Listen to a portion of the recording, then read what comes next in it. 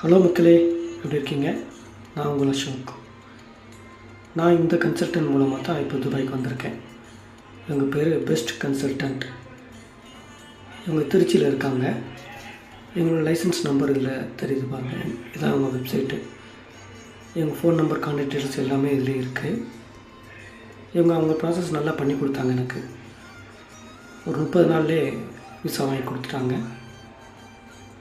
இந்த வெப்சைட்டில் அவங்களோட ஃபுல் டீட்டெயில்ஸ் இருக்குது. அவங்க என்னென்ன நமக்கு பண்ணி கொடுக்குறாங்கன்னு சொல்லிட்டு.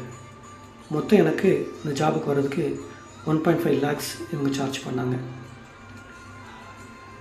40,000 அட்வான்ஸ் கொடுத்துட்டு பாஸ்போர்ட் சப்மிட் பண்ணிட்டு வந்தேன்.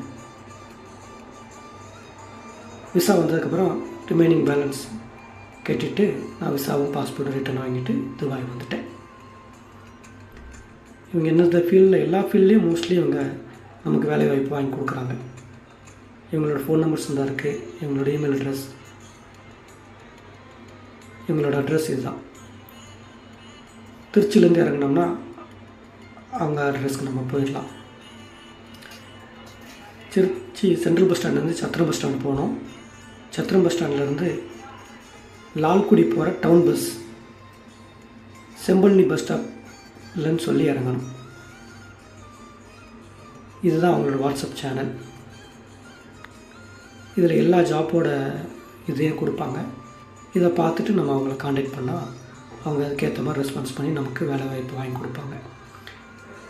இதோட எல்லா டீட்டெயில்ஸையும் நான் ஃபஸ்ட் கமெண்ட்டில் இல்லைனா டிஸ்கிரிப்ஷன், இந்த வீடியோட டிஸ்கிரிப்ஷனில் நான் கொடுக்குறேன்.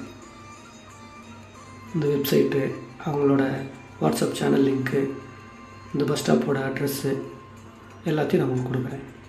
சேனலை சப்ஸ்கிரைப் பண்ணுங்கள்.